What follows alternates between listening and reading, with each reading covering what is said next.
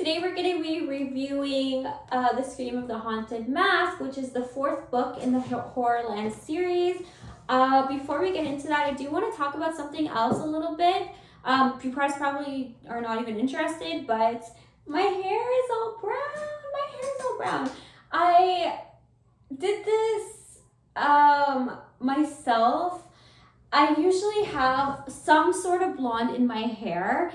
I usually have some balayage or some streaks or highlights, and one time I did it all blonde. So it's been blonde for the majority of my adult life, I guess I should say. And so this is a big shock to me. I'm not sure still what I think about it, if I like it or not, but it is what it is. I am getting some witchy feelings of it. It's a funny story actually how I got brown.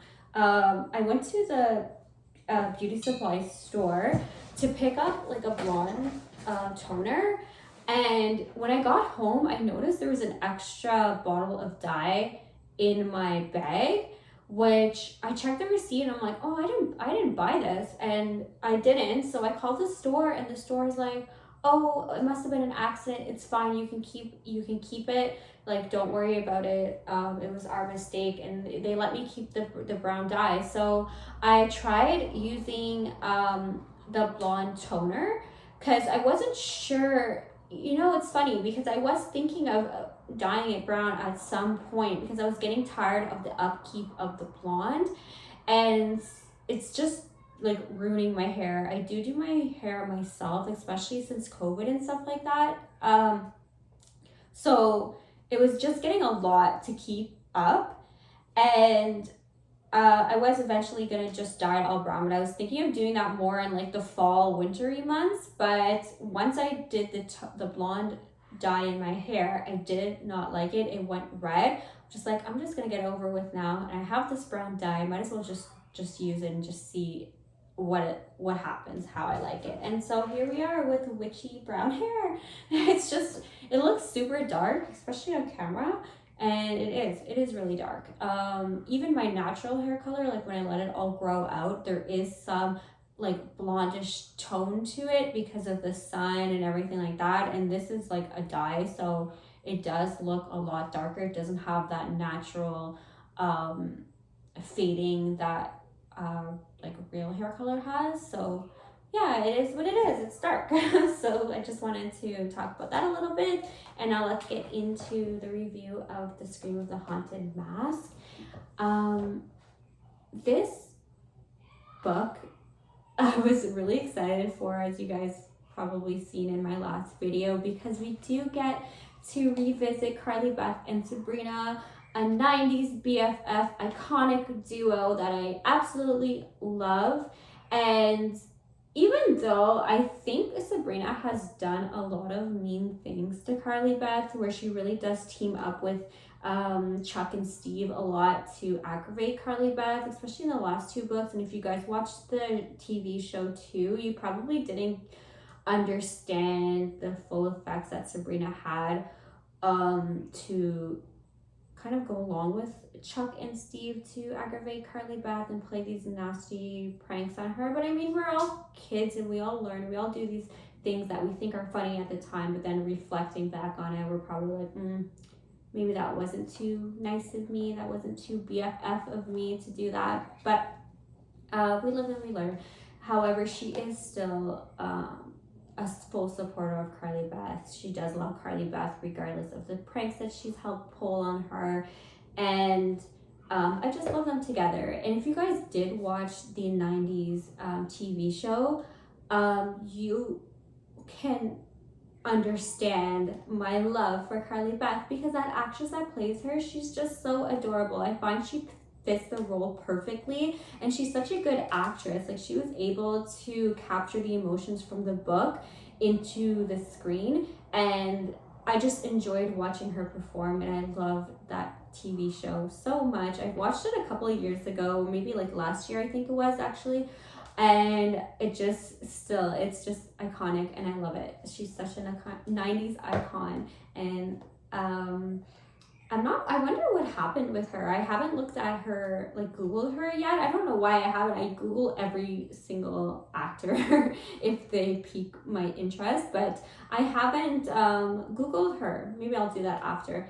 So The Scream of the Haunted Mask, first off, it jumps right into the story. The very first page of this book is very like right to the point. And it starts off by Carly Beth hearing her name being called to her, and she's just drawn to her name being called to her. And we find out that she had taken the mask and put it in a metal box and hid it in her basement, tucked away with all of the other stuff that her parents have stored in the storage in the basement.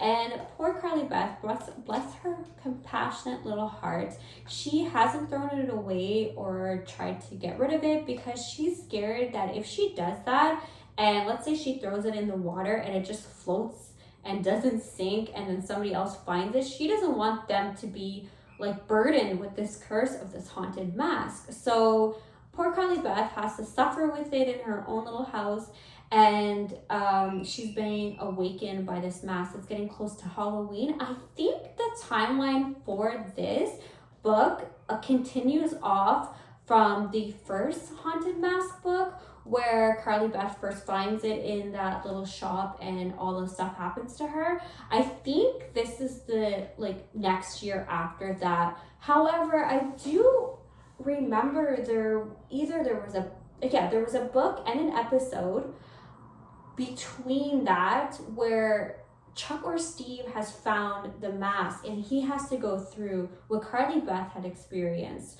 So I don't know why this book doesn't touch on that at all. And maybe this timeline is a little bit different than the timeline from that book. So this one picks off right from the year after Carly Beth has found the mask and the Chuck and Steve stuff hasn't happened with it. So I'm not sure why that was overlooked or why that wasn't included in this book, but however, that's what it is in this book. And so Carly Beth goes downstairs in the middle of the night, hearing her name being called to her, being drawn to the mask, and she just has to see for herself to make sure that the mask is still locked up in the metal box that she put it in. And it's there. She's relieved. She's like, I don't want to put the mask on. The mask is just calling her to put it on. And she ends up being strong enough to resist the pull of the mask. And she moves on a little bit from that. And her and Sabrina, they've picked up a job working at a daycare center on this ranch. So this ranch has been around for a long time. However, it's not a working ranch anymore. Like, they don't have animals and crops and things like that anymore. They do have they kind of made it like a family style ranch where you can go there and visit during the day and go on like hay rides and go explore the farm a little bit. I think they have some small animals, but it's nothing like it used to be before. And it's called Tumbleweed Ranch, I believe. Sorry, my memory is not that good. For some reason I can't remember the exact name of this ranch, but it's not that important. Right now, somebody is running it, and she's running the daycare. Sorry, I just need to figure out what the name is of this ranch. I just want to look a little bit. So Miss Lange is the name of the lady that runs the ranch now. Tumbledown Farms, that's what it's called. Sorry, Tumbledown Farms. So they have volunteered to help out Miss Lange with the daycare that they offer there, and it's usually for like 4, 5, 6-year-olds, and they have a few kids that go there that they help out after school. Sorry, I've just said that like a million times.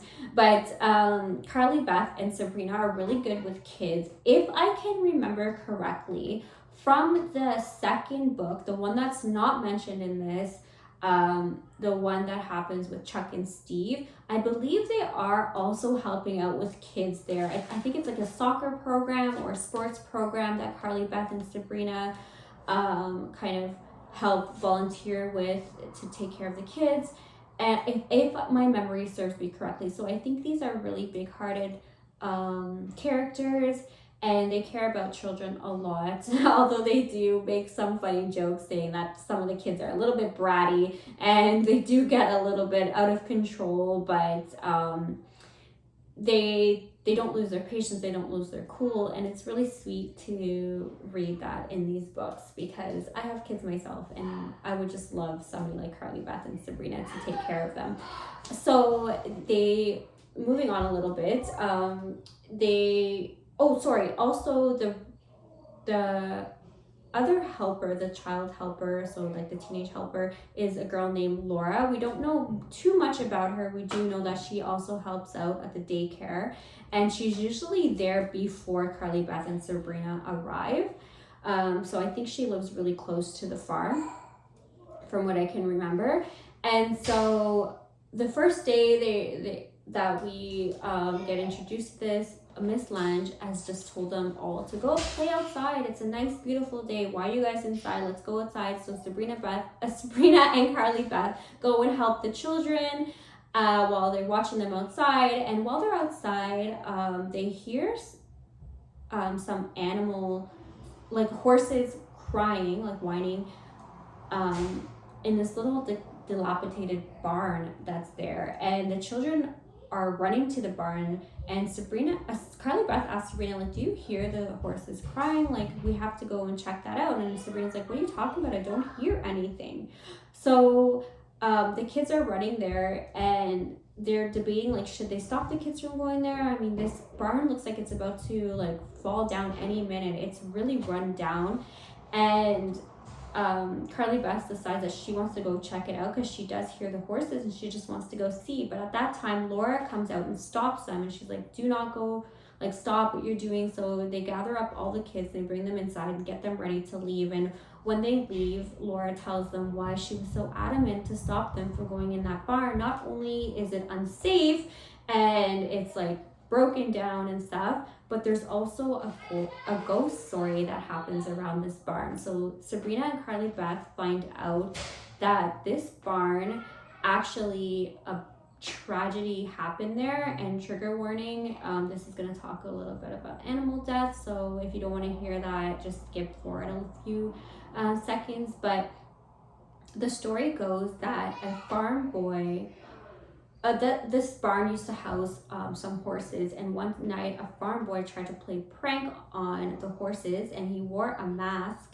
and he scared all the horses. The horses started going crazy. They started like stampeding the area, and at the same time there was a fire that happened in this barn. Sorry, not a fire.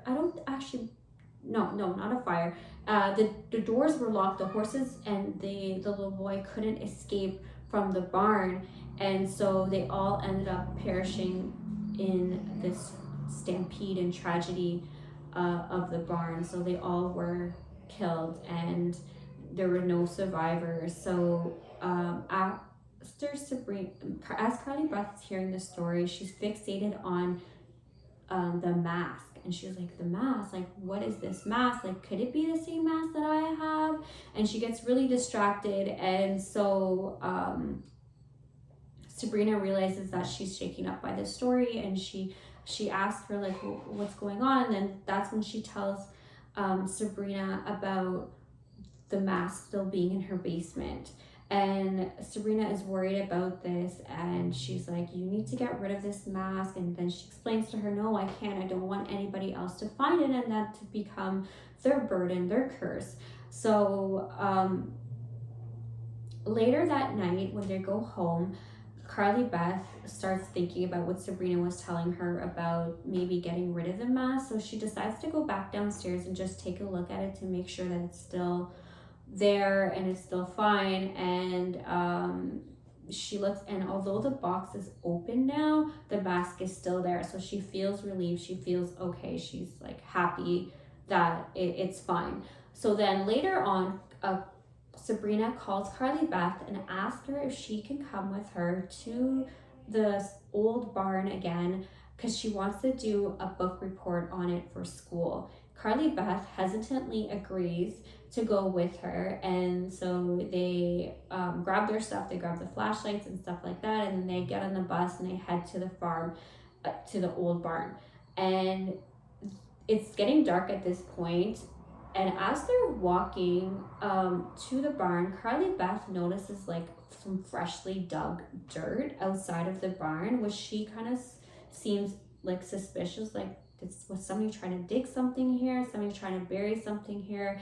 And as she's working on that, Sabrina calls her and she's like, hey, can you come take some pictures of me? I want to take pictures around the barn so that I can put in my book report. So Carly Beth is helping her out, holding the flashlight, all this stuff. Everything's going fine until they start hearing noises outside, like this banging outside. And Carly Beth also thinks that she can hear the horses crying again.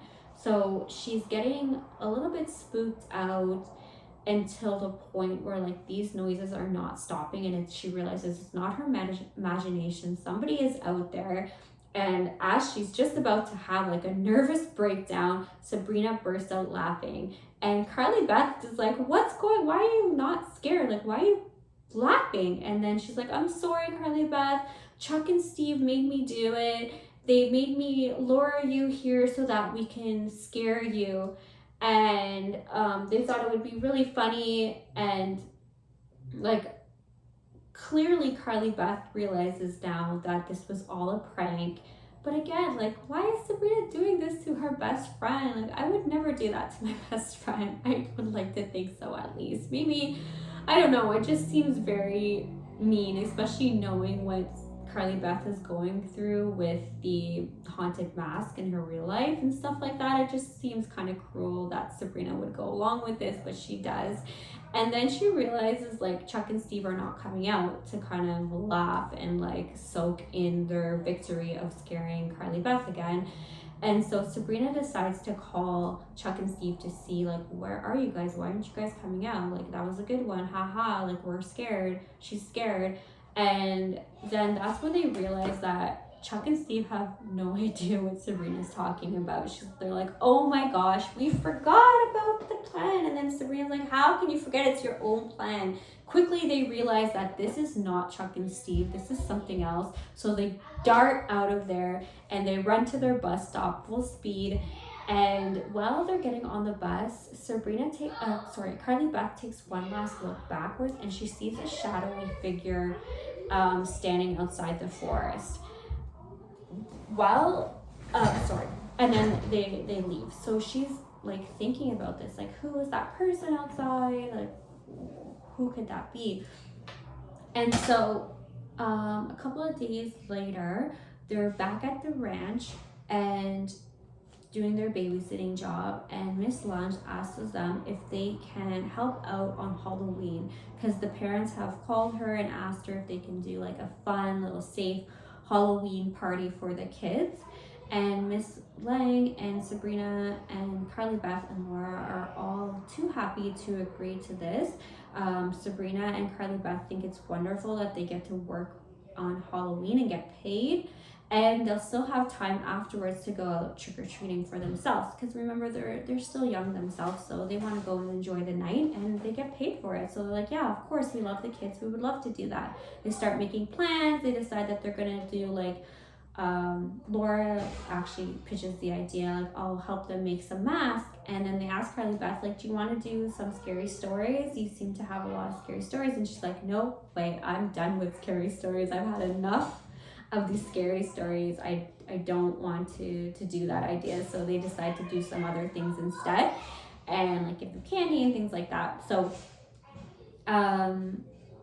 after they're done with that, Carly Beth, like Sabrina has to go home, Laura has to leave, and Carly Beth wants to go back and revisit the barn one more time. So as she's revisiting the barn, she realizes that there's more dirt even being dug up, and this time it's a little bit more compact. So she's like, what? who's doing this, I wonder.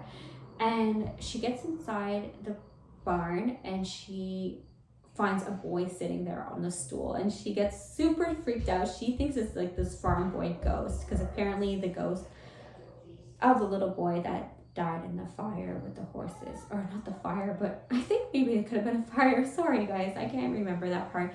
But people saying that this ghost haunts that area, and so when she sees this boy seeming to be dressed like in an old style fashion farm boy way,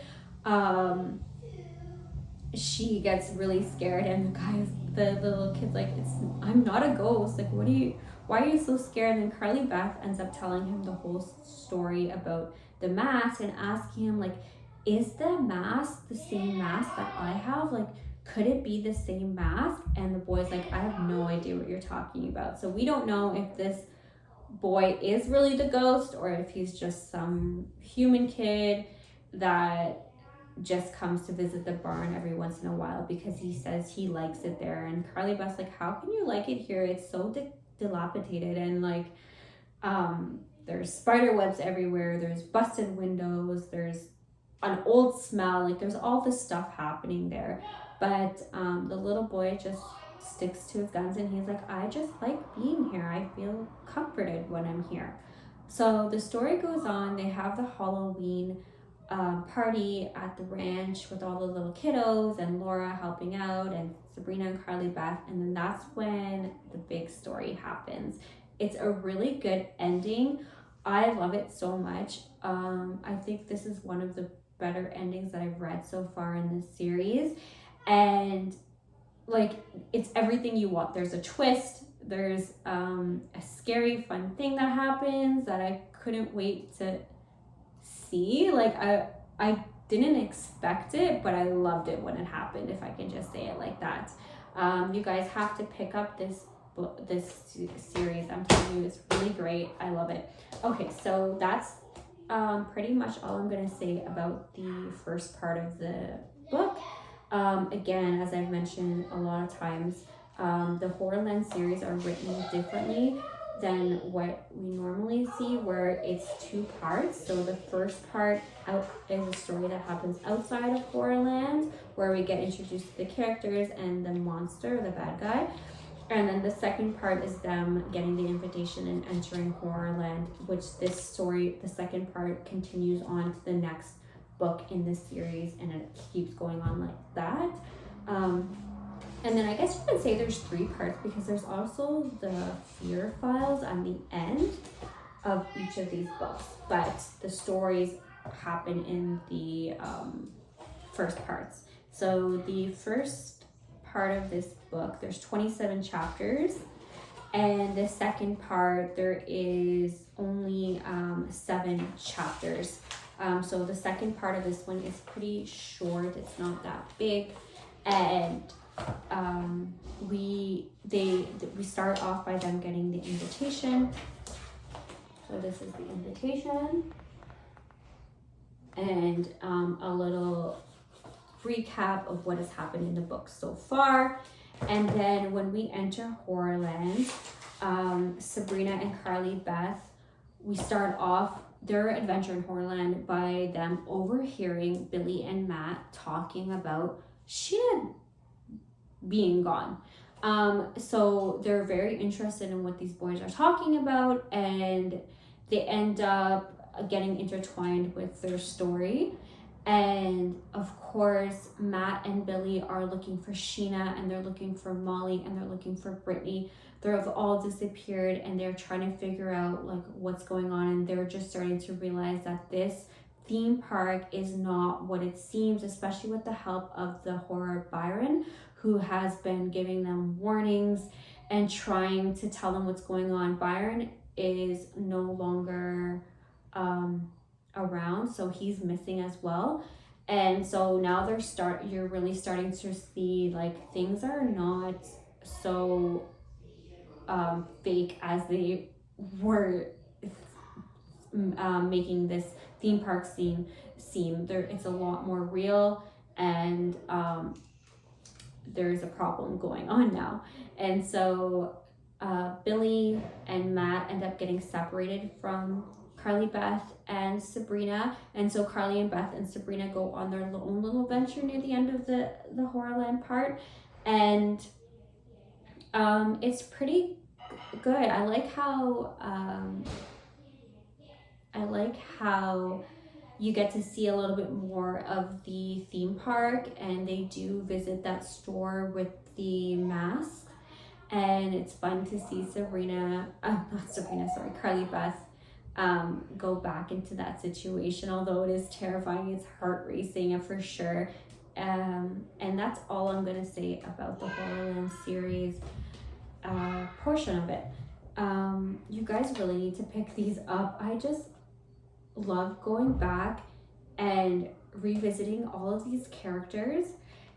It's also very good for parents with teenage children or young adults, or even like 8, 9, 10-year-olds would love these stories. They're not too scary. Although this one was a little bit traumatic, knowing what happens to like the fate of the horses. I don't like to hear about animal deaths. Like, I don't know why it even bugs me more than hearing about people death, because they're just so innocent, and it's so unnecessary, I guess. People death obviously is unnecessary as well, but they're just so innocent, and it's the same feeling as hearing about a person dying in one of these books. It doesn't happen a lot, so just be careful with this book for the younger kids, that is in this book.